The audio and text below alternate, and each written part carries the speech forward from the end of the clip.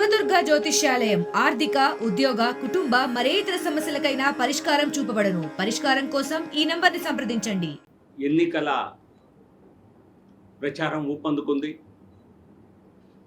మరోసారి మోదీ సర్కార్ అది కేవలం రాజకీయ పార్టీ నినాదం కాకుండా ప్రజల నినాదంగా దేశవ్యాప్తంగా వినిపిస్తోంది. ఏ లక్ష్యంతోనైతే భారతీయ జనతా పార్టీ ఎన్నికల్లో దిగిందో ఆ లక్ష్య సాధనని ఖచ్చితంగా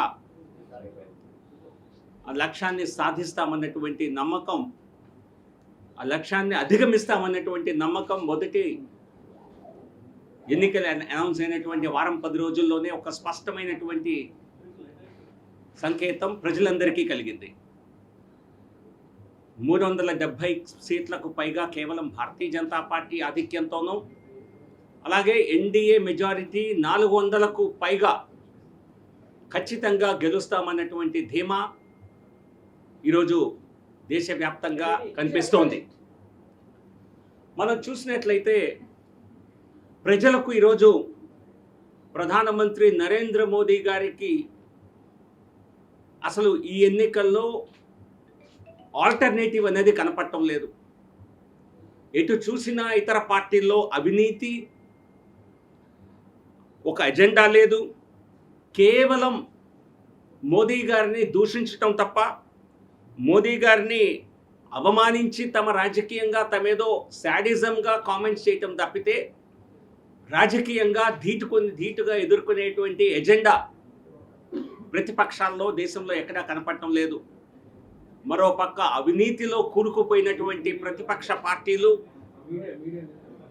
ఇండీ కూటమి పేరుతో ఏర్పడినటువంటి బీజేపీ వ్యతిరేక కూటమి ఏదైతే ఉన్నదో ఆ కూటమి పూర్తిగా చతికిలపడింది. ఈరోజు మరోసారి మోదీ సర్కార్ అన్నది ఎన్నికల నగారా మొదటి నోటిఫికేషన్ వచ్చే ముందుగానే సిద్ధమయ్యింది. తెలుగు రాష్ట్రాల్లో కనుక మనం చూసినట్లయితే, దక్షిణాది రాష్ట్రాల్లో మొత్తంగా చూసినట్లయితే గత ఎన్నికల్లో కంటే గణనీయంగా భారతీయ జనతా పార్టీ కాంగ్రెస్ కూటమిపై ఆధిక్యత సాధించనుంది. చాలా మందిలో అపోహ ఉన్నది, గత ఎన్నికల్లో కూడా కాంగ్రెస్ కంటే భారతీయ జనతా పార్టీకి సౌత్లో కూడా కొద్ది ఆధిక్యత లభించింది. ఈసారి ఆధిక్యత మరీ పెరిగేటువంటి అవకాశం ఉన్నది. కర్ణాటక, తెలంగాణ లాంటి రాష్ట్రాల్లో కూడా ఎక్కడైతే కాంగ్రెస్ అధికారంలో ఉందో ఆ రాష్ట్రాల్లో కూడా భారతీయ జనతా పార్టీ విస్తృతమైనటువంటి అభివృద్ధిని సాధించబోతోంది. కర్ణాటకలో ఖచ్చితంగా గత పర్ఫార్మెన్స్ని రిపీట్ చేయటమే కాకుండా 25 సీట్లు గత ఎన్నికల్లో గెలుచుకోవడం జరిగింది. మరొకటి ఒక సపోర్ట్ చేయటం జరిగింది సుమలత గారిని. 26 సీట్లు ఈసారి 28కి 28 గెలిచేలా అక్కడ స్థానిక పరిస్థితులు కర్ణాటకలో ఉన్నాయి. ఎందుకంటే కాంగ్రెస్ ప్రభుత్వంని చూసినటువంటి కర్ణాటక ప్రజలు పూర్తిగా విసిగిపోయి 100కి 100% కాంగ్రెస్, భారతీయ జనతా పార్టీ వైపు వారు మళ్ళీ మొగ్గు చూపుతున్నారు. అలాగే తెలంగాణలో కూడా గత ఎన్నికల్లో 4 సీట్లు గెలుచుకున్నటువంటి భారతీయ జనతా పార్టీ ఈసారి డబుల్ డిజిట్, ఒక రకంగా బీఆర్ఎస్ కుప్పగూలిపోవటం, కాంగ్రెస్కు విశ్వసనీయత దేశవ్యాప్తంగా లేని కారణంగా భారతీయ జనతా పార్టీ ఈసారి ఖచ్చితంగా డబుల్ డిజిట్ టాలీ తెలంగాణలో సాధిస్తుంది. ఈ విధంగా అలాగే తమిళనాడులో గతంలో ఎప్పుడూ కూడా భారతీయ జనతా పార్టీ కూటమిలో ఒక చిన్న భాగస్వామిగా కనిపించేది. అది ఈసారి ఎన్నికల్లో డిఎంకే కూటమికి ప్రధాన ప్రతిపక్షంగా, ప్రధానమైనటువంటి పోటీదారుగా ఈరోజు భారతీయ జనతా పార్టీ ఏర్పరిచినటువంటి కూటమి తమిళనాడులో ఈరోజు డెవలప్ అయ్యింది. కేరళలో కూడా మొట్టమొదటిసారి భారతీయ జనతా పార్టీ సీట్లు గెలవబోతోంది అన్నది మేము చెప్పటమే కాదు, అన్ని సర్వేలు కూడా చూపిస్తున్నాయి. సో కేరళలో ఖచ్చితంగా సీట్లు గెలుస్తాం. కర్ణాటకలో మా ఆధిక్యతని ఖచ్చితంగా నిలుపుకుంటాం, 1-2 సీట్లు అధికంగా కూడా గెలిచే అవకాశం ఉంది. తమిళనాడులో ప్రధాన పోటీదారుగా డిఎంకేకి ప్రధానమైనటువంటి పోటీదారుగా నిలుస్తాం. తెలంగాణలో రాజకీయ ముఖ చిత్రం అన్నది కేవలం బీజేపీ వర్సెస్ కాంగ్రెస్గా ఈ ఎన్నికల్లో ఉండబోతోంది. అదే వచ్చే అసెంబ్లీ ఎన్నికల నాటికి కూడా అదే పరిస్థితి కొనసాగనుంది. ఇక ఆంధ్రప్రదేశ్ విషయానికి వస్తే ఆంధ్రప్రదేశ్లో కూడా కూటమి ద్వారా రాజకీయ సీట్లు గెలుచుకుంది. గత ఎన్నికల్లో అందరికీ తెలిసిందే 2019లో భారతీయ జనతా పార్టీ సీట్లు ఈ ఎన్నికల్లో ఒంటరిగా పోటీ చేసినా కూడా భారతీయ జనతా పార్టీకి ఆంధ్రప్రదేశ్లో 15% ఓట్లు పార్లమెంట్ ఎన్నికల్లో వచ్చేవి అన్నవి మా దగ్గర ఉన్నటువంటి అంచనాలు చెప్పాయి. 14-15%. ఎందుకంటే మోదీ గారి చరిష్మా అన్నది ఏ రాష్ట్రానికి ఏ సరిహద్దుకి పరిమితం కాదు.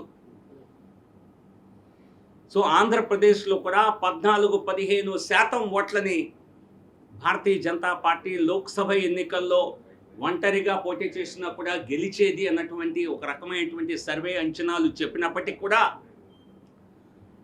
భారతీయ జనతా పార్టీ కూటమి ద్వారా సీట్లని సాధించాలి అన్నటువంటి, స్వయంగా కొన్ని సీట్లు గెలవాలి, అలాగే కూటమి ద్వారా కూడా సీట్లని గెలవాలి అన్నటువంటి ఒక లక్ష్యంతో నరేంద్ర మోదీ గారి ప్రభుత్వం 400 సీట్లకు పైగా ఎన్డీఏ సహకారంతో ఎన్డీఏ సీట్లతో గెలవాలి అన్నటువంటి లక్ష్యంతో కూటమి ఇక్కడ కట్టడం జరిగింది. సో కాబట్టి ఈసారి 5 దక్షిణాది రాష్ట్రాల్లోనూ అలాగే పుదుచ్చేరితో సహా అన్ని ప్రాంతాల్లో కూడా భారతీయ జనతా పార్టీ దక్షిణాదిలో కూడా ఈసారి విజయ బావుట ఎగరవేయనుంది. మా సీట్ల సంఖ్య చాలా పెద్ద మొత్తంలో ఆధిక్యతను సాధించనుంది. ఇక రాజకీయాల విషయానికి వస్తే ముఖ్యంగా దక్షిణాది రాష్ట్రాల్లో, ఇది ఉత్తరాది రాష్ట్రాల్లో నేను ఎక్కడా చూడలేదు, ముఖ్యంగా దక్షిణాది రాష్ట్రాల్లో ధన ప్రభావం ఎన్నికల్లో రాజకీయాలను శాసించే స్థాయికి చేరింది. కొత్తగా చేరటం కాదు, ఇది మనం 10 సంవత్సరాలుగా చూస్తున్నటువంటి ఒక ట్రెండ్ ఇది. దీన్ని ఖచ్చితంగా ప్రజాస్వామ్యం మీద గౌరవం ఉన్న ప్రతి ఒక్కరూ, నమ్మకం ఉన్న ప్రతి ఒక్కరూ చింతించవలసిన విషయం. పార్టీలకు అతీతంగా దేశ ఆర్థిక మంత్రి స్వయంగా నేను ఎన్నికలు పోటీ చేసే ఆర్థిక స్తోమత నాకు లేదు అన్నారంటే అది ఎంత నిగూఢమైనటువంటి కామెంటో అర్థం చేసుకోవచ్చు. ఉత్తరాదిలో ఈ పరిస్థితి లేదు. ఎలక్షన్ కమిషన్ పెట్టినటువంటి నిబంధనలకు అనుగుణంగా అనేక రాష్ట్రాల్లో ఈ రోజుకి ఎన్నికలు జరుగుతున్నాయి. 95 లక్షలు మరి లిమిట్ పెడితే 95 లక్షల కంటే తక్కువ ఖర్చు పెట్టిన అనేక అంశాలు అనేక రాష్ట్రాల్లో చూస్తున్నాం. ఒక రకంగా పేదరికం ఉన్న రాష్ట్రాల్లో మరి ధన ఆశ చూపించి ఎవరైనా ఎన్నికలు గెలుస్తారేమో అనుకుంటారు. కానీ నిజంగా పేదరికంలో ఉన్న రాష్ట్రంలో ఎన్నికలు నిజాయితీగా జరుగుతున్నాయి. ఆర్థిక పరంగా బలంగా ఉన్నటువంటి రాష్ట్రాల్లో డబ్బు రాజకీయాలను శాసించే విధంగా తయారైంది. దీన్ని ఖచ్చితంగా ఇది చాలా బాధాకరమైనటువంటి పరిణామం. సో దీన్ని ఎలక్షన్ కమిషన్ ద్వారా వారు చేయవలసినటువంటి చర్యలు చేస్తూనే ఉన్నారు అన్ని ఎన్నికల్లో, సీజ్ చేయటం. కానీ పట్టుకున్నటువంటి ధనం ఏదైతే ఉందో అందరికీ తెలిసిందే, అది ఇక్కడ ఖర్చు పెట్టే దానిలో 10వ వంతు 100వ వంతు కూడా ఉండదు. సో ఈ ధన ప్రభావం రాజకీయాల్లో తగ్గించాలని చెప్పి ఒక క్యాంపెయిన్ కూడా చేయవలసిన అవసరం ఉన్నది. సమాజం నుంచి కూడా ఇటువంటి ఒక డిమాండ్ రావాల్సిన అవసరం ఉన్నది. మీడియా నుంచి కూడా నా నివేదన, ప్రజల్ని డబ్బు ద్వారా రాజకీయాలని ఎవరిని కూడా ప్రభావితం చేయకుండా చూడాలని చెప్పి ప్రజల్ని కూడా కోరాలని చెప్పి రాజకీయ పార్టీలపై, క్యాండిడేట్స్పై నిఘా పెంచాలని చెప్పి నేనైతే అభ్యర్థిస్తాను. ఎందుకంటే లేకపోతే మన భవిష్యత్తు నిజంగా చాలా ఇబ్బందికర పరిణామంగా కానుంది. మరోవైపు అభివృద్ధే ఎలక్షన్ ఎజెండా కావాలి. అభివృద్ధి ఇక్కడ ముఖ్యంగా నేను విశాఖపట్నంలో గత 3 సంవత్సరాలుగా మీ అందరికీ తెలిసిందే, ఇక్కడ అభివృద్ధి కోసం విశేషమైనటువంటి కృషి చేయటం జరిగింది. ప్రతి ఒక్క స్థానిక సమస్య పైన దాన్ని పరిష్కరించే విధంగా తీవ్రమైనటువంటి ప్రయత్నాలు చేయటం జరిగింది. విశాఖపట్నం స్టీల్ ప్లాంట్ గురించి అనేక సందర్భాల్లో పార్లమెంటులో మాట్లాడినటువంటి ఏకైక ఎంపీని నేనే. మా ప్రభుత్వాన్ని కూడా కేంద్రానికి అన్ని విధాలా సహకారం అందించాలని మంత్రుల్ని కలిసి పార్లమెంట్లో మాట్లాడిన వాడిని నేనే. ఈరోజు ఉదయం కూడా సిఎండి స్టీల్ ప్లాంట్ సిఎండి గారితో కలిసి ఏ విధంగా స్టీల్ ప్లాంట్ని భవిష్యత్తులో మరి లాభాల బారిన పట్టే విధంగా చేయొచ్చో మాట్లాడటం జరిగింది. దాదాపుగా ప్రతి 15 రోజులకు ఒకసారి స్టీల్ ప్లాంట్ మంత్రి గారితో కానీ, స్టీల్ మంత్రితో కానీ, స్టీల్ సెక్రటరీతో కానీ, స్టీల్ సిఎండితో కానీ మాట్లాడుతూ తరచూ ఈ సమస్యల్ని నా వ్యక్తిగత సమస్యలుగా, నాకేం స్టీల్ ప్లాంట్లో వ్యక్తిగత నాకు తెలిసిన వారు కూడా ఎవరు పనిచేయటం లేదు. సో కాబట్టి అటువంటి పబ్లిక్ స్పిరిటెడ్ యాక్టివిటీ ఇక్కడ రాజకీయాలు జరుగుతున్నాయా? సో నేను ముందే చెప్పాను, జీవీఎల్ ఫర్ వైజాగ్ అనేది అది పనిచేశాను, అది నా కమిట్మెంట్. ఇది ఎన్నికలకు పరిమితం కాదు. భవిష్యత్తులో కూడా విశాఖపట్నంలోనే ఉంటూ విశాఖ అభివృద్ధికి నా వంతు పూర్తి స్థాయి కృషి చేస్తానని చెప్పి నేను ఇప్పటికే చెప్పటం జరిగింది. దాని గురించి ఈరోజు రేపు అనేక మంది ఇక్కడి నుంచి భారతీయ జనతా పార్టీ టికెట్ పై పోటీ చేయనందుకు అనేక మంది శ్రేయోభిలాషులు, ఫ్రెండ్స్ వచ్చి ఫోన్లలోనే సంప్రదించడం జరిగింది. నన్ను చాలామంది బాధ వ్యక్తం చేయటం జరిగింది. ఒకప్పుడు విశాఖపట్నం భారతీయ జనతా పార్టీకి కంచుకోట లాంటిది. అటువంటి సీట్ను మేము ఈసారి పోటీ చేయట్లేదని చెప్పి అనేక మంది బాధపడటం జరిగింది. సో వారందరితో కూడా మాట్లాడే ప్రయత్నం చేస్తా. రాజకీయాల్లో కూటమి కట్టాము. సో ఈ సీటు భారతీయ జనతా పార్టీ పోటీ చేయటం లేదు. కొంత కుటుంబ నేపథ్యం కారణంగా భారతీయ జనతా పార్టీకి ఇక్కడ పోటీ చేసే అవకాశం రాలేదు. అయినా commitment for Vizag, development of Vizag ఇది నిరంతర ప్రక్రియగానే చేస్తూ ఉండాలని చెప్పి, సో ఈ సందర్భంలో విశాఖపట్నం అభివృద్ధిపై నేనైతే రాష్ట్ర వ్యాప్తంగా అందరూ చేయాలని కోరుకుంటాను. కానీ ప్రత్యేకంగా నేను విశాఖపట్నంలో ఉన్నాను కనుక విశాఖ అభివృద్ధికి ప్రతి ఒక్క ఎమ్మెల్యే అభ్యర్థి, ప్రతి ఒక్క పార్లమెంటు క్యాండిడేట్గా నించున్న వారు గెలిస్తే తామేం చేస్తామన్న అభివృద్ధి అజెండాని ఆవిష్కరించాలని నేను కోరుతున్నాను. ఎందుకంటే ఒకరిని ఒకరు నిందించుకోవటం, ఒకరు గెలవటం, ఒకరు ఓడటం, నలుగురు ఓడటం జరుగుతుంది. అది సాధారణ ప్రక్రియ. కానీ ఎవరు గెలిచినా ఏం చేస్తాం, ఇది నేను చెప్పినట్టుగా రాష్ట్ర వ్యాప్తంగా పార్టీలు ఎలాగో మేనిఫెస్టోలు ఇస్తాయి. కానీ ప్రతి ఒక్క అభ్యర్థి కూడా మేము గెలిస్తే 5 సంవత్సరాల్లో ఇది చేస్తాం అన్నటువంటి ఒక ప్రత్యేక ప్రణాళికతో ప్రతి ఒక్కరూ రావాలి. దాని ద్వారానే అభివృద్ధికి అది సాధ్యపడుతుంది, అభివృద్ధికి అది తోడ్పడుతుంది అన్నటువంటి ఒక సూచన ఖచ్చితంగా నేను చేయదలుచుకున్నాను. ఎందుకంటే లేకపోతే ఎటువంటి కమిట్మెంట్ ఉండదు కదా. స్టేట్ వైడ్గా చేసే మేనిఫెస్టోలు వాటి ఎంత అమలు జరుగుతాయో అవి పక్కన పెట్టేస్తే ప్రతి ఒక్క అకౌంటబిలిటీ, ప్రతి ఒక్క అభ్యర్థి ప్రజల పట్ల వారికి అకౌంటబిలిటీ ఉండాలి. నేనైతే ఖచ్చితంగా ప్రతి అసెంబ్లీకి ఒక మేనిఫెస్టో చేయాలి పోటీ చేస్తే పార్లమెంట్లో అని చెప్పి నేను ముందుగానే ఒక కార్యాచరణ ఆలోచించడం జరిగింది. ప్రతి అసెంబ్లీలో ఉన్న సమస్యలు నాకు తెలుసు. ఎస్కోట వంటి నియోజకవర్గం పక్కనే విశాఖపట్నాన్ని ఆనుకొని ఉన్నటువంటి నియోజకవర్గం. దానిలో సమస్య చూస్తే అదేదో మారుమూల ప్రాంతంలో ఉన్న దానిలాగా అక్కడ ఎటువంటి బేసిక్ డెవలప్మెంట్ జరగలేదు అక్కడ. అంటే ఎవరు పెద్దగా శ్రద్ధ చూపలేదు. నేను ఎస్కోటకి కనీసం గత సంవత్సరంలో 15 సార్లు వెళ్ళాను. నాకు తెలిసి ఏ ఎంపీ కూడా గత 30 సంవత్సరాల్లో అన్నిసార్లు వెళ్ళుంటారు. ఎందుకు వెళ్లకుండా సమస్యలు ఎట్లా తెలుస్తాయి? సో కాబట్టి భీమిలి అలాగే పక్కనే ఉన్నటువంటి ఆనుకొని ఉన్నటువంటి నియోజకవర్గం అనేక ప్రజా సమస్యలు, తీవ్రమైనటువంటి సమస్యలు ఉన్నాయి, పరిష్కారం కాలేదు. సో కాబట్టి ఇది నేను చేసేటువంటి ఒక సూచన అనుకోండి, అభ్యర్థన అనుకోండి. ప్రతి ఒక్కరూ ఎన్నికల్లో నించున్న వారు నియోజకవర్గాల వారీగా మేనిఫెస్టోలు ఇవ్వాలని, తాము గెలిస్తే 5 సంవత్సరాలు ఏం పని చేస్తాం, ప్రజలకు అభివృద్ధి ఏం చేస్తాం అన్నది తెలియచెప్పాలని. లేకపోతే ఎటువంటి అకౌంటబిలిటీ ఉండదు. ఎన్నికల్లో నించుంటాం, గెలుస్తాం, తర్వాత మన వ్యాపారాలు చూసుకుంటాం. సో ఇది వ్యాపారాల కోసం జరిగేటువంటి వ్యవహారం కాదు.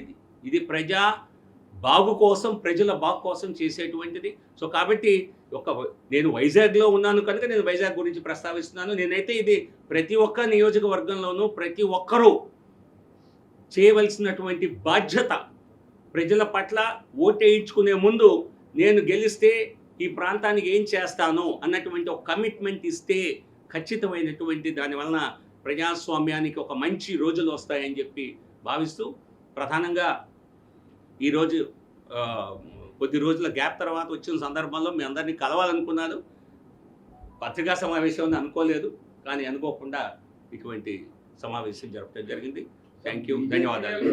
బీజేపీకి ఒక్కరికే సర్వేలు ఇప్పుడు జరక్క ముందు జరిగిన సర్వేలు వేరు, తర్వాత చేయవలసిన సర్వేలు వేరు. ఇప్పుడు కూటమి కట్టిన తర్వాత నాకు తెలిసి ఏ సర్వేలు రాలేదు. సో భారతీయ జనతా పార్టీకి ఒక్కదానికే 14 నుంచి 15% ఓట్ బ్యాంక్ పార్లమెంట్ ఎన్నికల్లో ఉంది. ఇది మోదీ గారి హవా. మోదీ గారి 98లో చాలామంది విశ్వసించాల. 1998లో భారతీయ జనతా పార్టీకి సంయుక్త ఆంధ్రప్రదేశ్లో 18% ఓట్లు వచ్చాయి. 18%. 2 పార్లమెంటు స్థానాలు ప్రస్తుత తెలంగాణలో, ప్రస్తుత ఆంధ్ర ప్రాంతంలో 2 పార్లమెంటు స్థానాలు గెలుచుకున్నాం. సో కాబట్టి ఎవరికైనా బీజేపీకి ఓటు ఎక్కడుంది అనే వాళ్ళకి ఖచ్చితంగా నేను చెప్తా, మీరు వెళ్ళి కళ్ళు తెరిచి కనుక్కోండి. మోదీ గారి పేరు చెప్తే చాలా ఓటు వస్తుంది. సో కాబట్టి మోదీ గారి ఓటు ట్రాన్స్ఫర్ అవ్వాలంటే ఈ విషయాన్ని ఖచ్చితంగా ముందు గమనించాలి, గుర్తించాలి. Modi is a factor, a huge factor in Andhra Pradesh. Modi గారు చేసిన అభివృద్ధి, మోదీ గారికి ఉన్నటువంటి ఇమేజ్ మీరు వెళ్ళి అడగండి. సాధారణంగా ఇది గతంలో చెప్పి మీరు వెళ్ళి అడిగితే ప్రధాని ఎవరు కావాలి అంటే ప్రతి ఒక్కరు చెప్పే సమాధానం ఆంధ్రప్రదేశ్లో కూడా మీకు 90% కంటే ఎక్కువ ప్రజలు చెప్తారు మళ్ళీ ప్రధాని మోదీ గారే కావాలి అని. సో కాబట్టి మోదీ గారికి 14-15% ఓట్ బ్యాంక్ ఎలక్షన్స్లో ఉంది. పాపులారిటీతో 90% ఉన్నది. 90%కి తక్కువ లేదు. వేరే నాయకుడు దేశంలో కనపడటం లేదు. అంత ఉన్నప్పుడు కూటమికి ఎందుకు వెళ్ళారండి? అది చెప్పా కదా, మాకు సీట్లు గెలవటం ఈ రాష్ట్రంలో ముఖ్యం కనుక ఖచ్చితంగా దక్షిణాది రాష్ట్రాల్లో కూడా సంఖ్యాబలాన్ని పెంచుకోవాలి అన్న ఆలోచనతో వెళ్ళింది. ఇక్కడ కూటమి కట్టే అవకాశం ఉంది కనుక కట్టాము. సో కాబట్టి నేను చెప్పా కదా, 14-15%తో ఎక్కువ సీట్లు గెలుచుకుంటానికి కొంచెం ఇబ్బంది ఉంటుంది. ఓట్ల శాతం పెరుగుతుంది కానీ అది సీట్లతో కన్వర్ట్ ఆల్వేస్ అవ్వదు. అందుకారణంగా అది మా జాతీయ పార్టీ చేసినటువంటి నిర్ణయం. నేను చెప్పేదల్లా బీజేపీ ఉందని గుర్తించండి, బీజేపీ పెద్ద ఫ్యాక్టర్ అని తెలుసుకోండి. మరిన్ని వీడియోస్ కోసం ఛానల్ ని సబ్స్క్రైబ్ చేయండి. లేటెస్ట్ అప్డేట్స్ కోసం వాట్సాప్ ఛానల్ ని ఫాలో చేయండి. అండ్ లింక్ డిస్క్రిప్షన్ లో ఉంది.